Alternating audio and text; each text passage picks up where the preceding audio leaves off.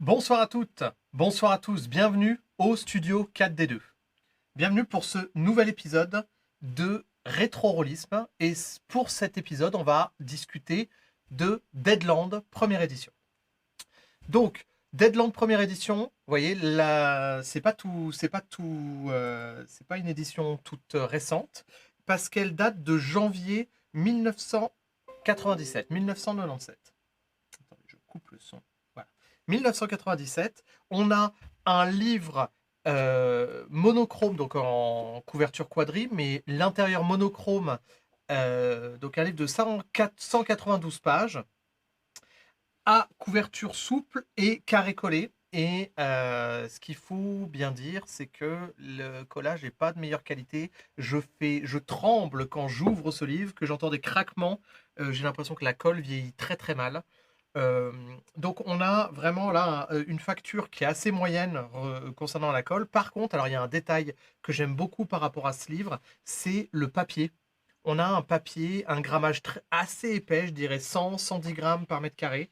Mais surtout, il y a. Alors déjà, il est très poreux, il fait très parchemin, et surtout, il n'y a pas d'azurant optique. Les azurants optiques, vous savez, c'est ce qui rend le papier plus blanc que blanc. Donc là, le papier, il est naturellement un peu jaune, et avec le temps, il va avoir tendance à vieillir, à se jaunir, et à faire un peu, à se parcheminer. Donc ça, c'est très très bien. Euh, donc, rétro-rollisme, on parle du livre, on va évidemment évoquer l'objet livre en lui-même, mais on va aussi évoquer le game design. Pour terminer avec l'objet lui-même, donc c'est une édition multisim, donc qui n'existe plus maintenant, mais en janvier 1997-1997, Multisim était au top de sa forme et ils sortent Deadland, qui est une traduction de Pinnacle Entertainment Group.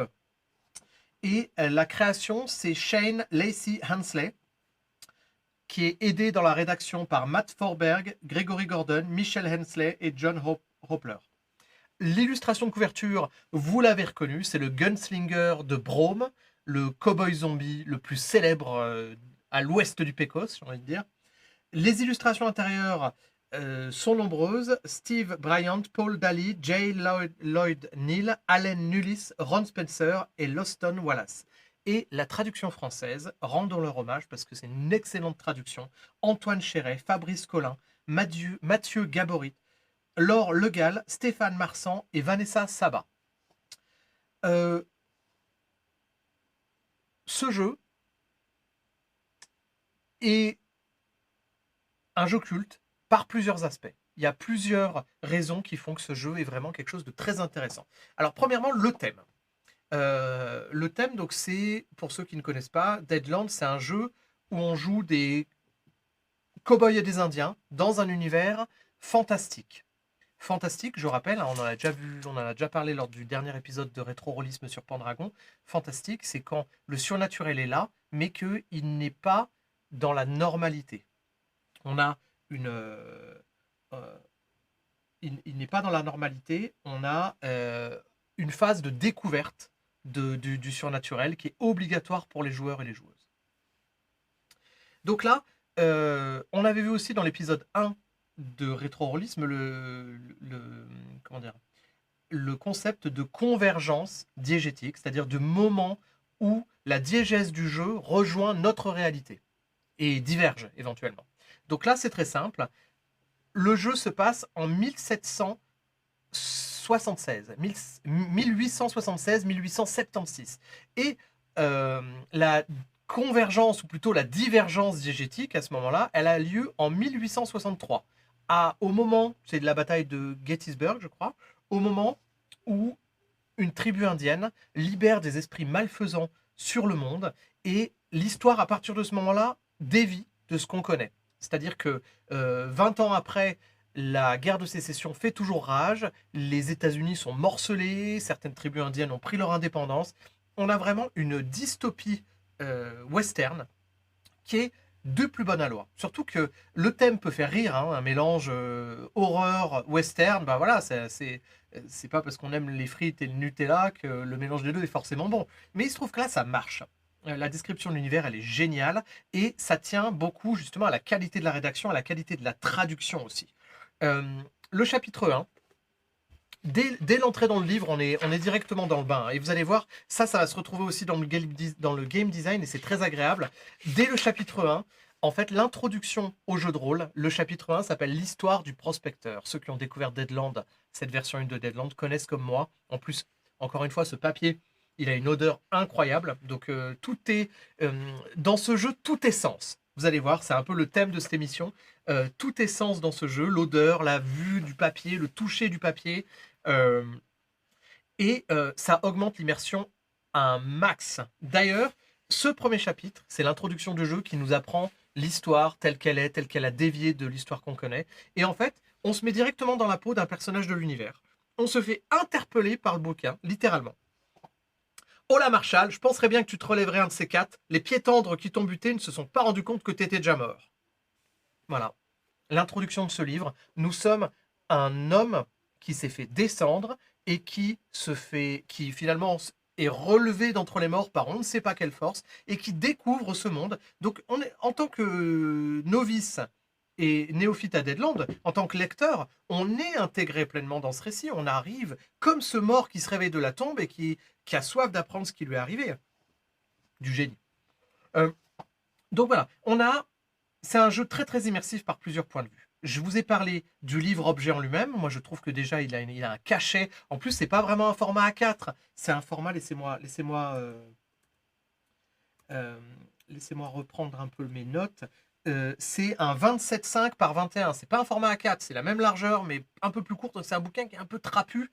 Il a ce papier à grammage très élevé, sans azur optique, qui lui donne du caractère, vraiment beaucoup de cachet. Alors, le collage est un peu malheureux, le carré-collé est un peu malheureux. Heureusement, dans la nouvelle version Deadland Reloaded, il y a une couverture rigide qui est beaucoup plus solide. Mais là, on a quand même beaucoup de choses qui sont bien. Par contre, la qualité du papier dans Deadland Reloaded, moi, je n'aime pas du tout.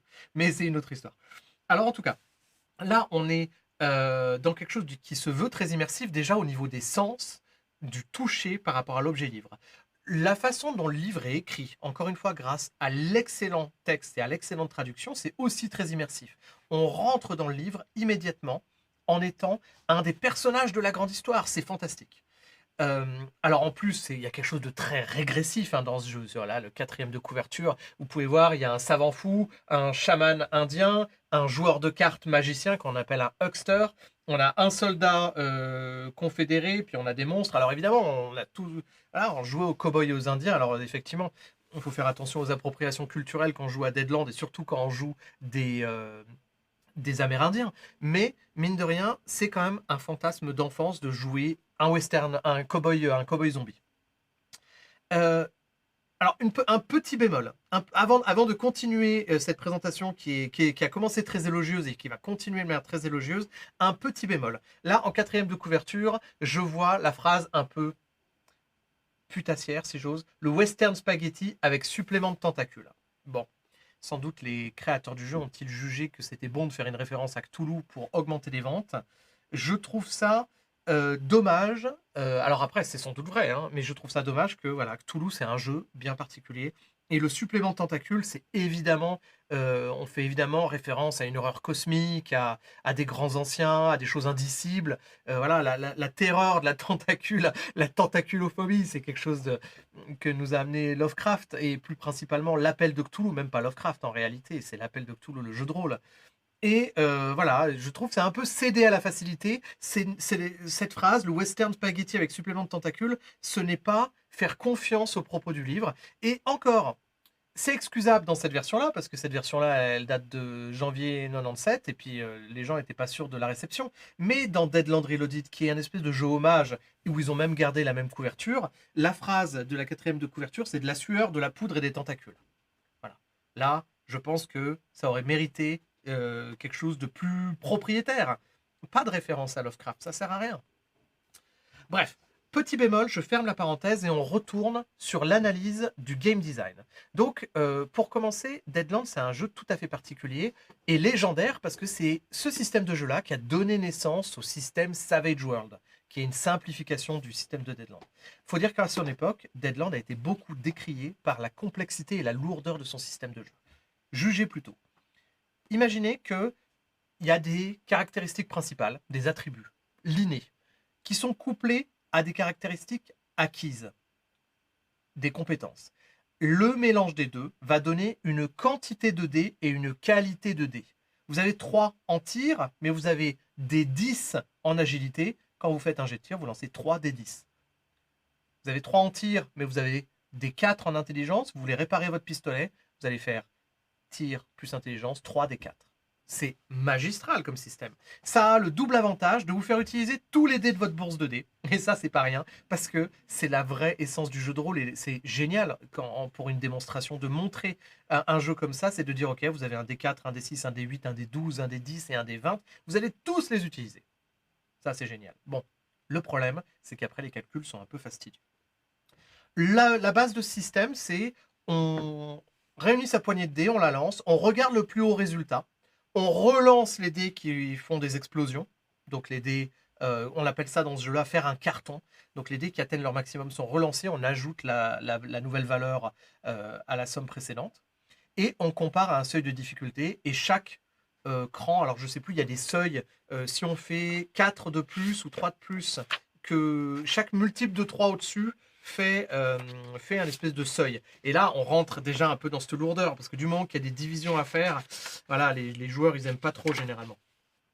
Les seuils de difficulté, donc voilà, c'est un seuil à passer. 3, 5, 7, 9, 11 pour fastoche, faisable, rude, difficile, incroyable. Et à chaque fois qu'on dépasse le seuil de difficulté de 5 points, on obtient un niveau de succès supplémentaire. Donc, imaginez, vous faites quelque chose de fastoche, difficulté est 3, vous lancez 3 d 6, vous faites un 6, donc c'est réussi. Vous relancez, vous refaites un 6, imaginez que vous faites 15 au total. Vous avez fastoche, donc difficulté 3, vous avez fait 15, 15 moins 3, 12, et vous avez fait 2 degrés de réussite. Parce qu'on arrondit à l'inférieur, vous avez fait le 12, le 2 ne compte pas, le 2 du 12 ne compte pas. Donc, bon, c'est très joli tout ça, mais c'est déjà un peu lourd. Et quand on imagine qu'il faut faire un G pour le tir, un G pour la localisation, un G pour les dégâts, c'est un système hyper lourdingue. Alors, bon, moi, j'aime bien, mais c'est peut-être, je ne suis pas objectif, c'était peut-être un jeu de mon enfance, donc j'ai peut-être un peu quelque chose de sentimental derrière tout ça, mais je sais que c'est un jeu qui a beaucoup été décrié. D'où la version Savage World, qui est reprise dans Deadlands Reloaded, qui est extrêmement plus simple et qui a énormément de succès, et puis qui est utilisé dans plein de choses. C'est un système qui allait très bien pour Deadlands, et dans Savage World, ils ont fait... on parlera un peu plus de Savage World un autre jour, mais ils ont réussi à extraire un peu la quintessence de ce système de base pour en faire quelque chose de générique, pour pouvoir jouer de la science-fiction, du contemporain, etc. Revenons à Deadlands. On parlera de Savage World dans une autre vidéo. Deadlands, le système initial de Deadlands, est génial parce qu'encore une fois, c'est une histoire de sens et d'immersion. C'est-à-dire que déjà, le fait de lancer toute cette variété de dés, bah, c'est magique. Là, on est en plein dans l'expérience du sens. C'est génial. En plus, ils ont eu le goût magistral de faire l'utilisation d'autres objets. C'est-à-dire que pour jouer à Deadlands, vous avez besoin de dés de toutes les sortes, mais vous avez aussi besoin de jetons de poker et de cartes de poker. Punaise, si là on n'est pas dans un western, vous vous retrouvez avec une main de poker pour jeter des sorts ou pour compter votre initiative, vous avez des jetons de poker pour compter vos points de destin. Non mais, quand je vous dis tout est sens dans Deadlands, mais c'est vraiment ça. Ce système de jeu vous met dans une immersion totale en vous garnissant d'accessoires qui vont vous rappeler l'ambiance western. Il va vous garnir d'accessoires qui vont vous faire plonger dans de la manipulation d'objets. Donc on manipule les cartes pour gérer son initiative. Alors évidemment, tout est très lourd, hein. Je reviens aux commentaires que j'avais fait précédemment. Tout est extrêmement lourd parce qu'il y a beaucoup à utiliser. Mais quel génie, quel génie. Il y a de nouveau un petit bémol que j'aimerais citer, c'est la lourdeur aussi. Et là, c'est plus de la lourdeur à la lecture. Vient du fait qu'ils ont cherché à donner des noms propriétaires à chacun des choses. Au lieu de dire les dés, tout simplement, ils ont appelé ça les osselets. Donc, dans la lecture, voilà, Deadlands utilise des osselets à 4, 6, 8, 10 et 12 et quelquefois à 20 faces. Bah, c'est un petit peu relou, je trouve. Voilà.